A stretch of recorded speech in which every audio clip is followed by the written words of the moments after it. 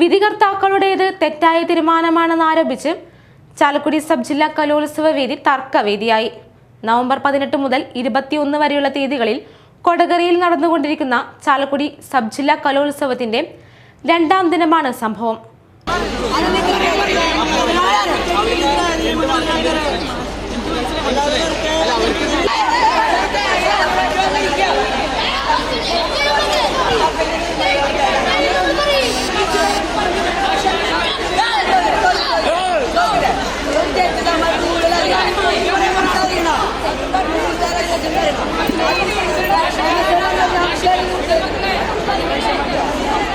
Kodakara Don Bosco girls ഹൈസ്കൂളിൽ വെച്ച് നടന്ന ഗ്രൂപ്പ് മത്സരങ്ങളിൽ ദഫ്മുട്ടിൽ ഏറ്റവും മോശം പ്രകടനം കാഴ്ചവെച്ച ടീമിന് 1ാം സ്ഥാനം നൽകിയെന്നാരോപിച്ച് മറ്റ് ടീമംഗങ്ങളും രക്ഷിതാക്കളും കാണികളും രംഗത്ത് വരികയായിരുന്നു.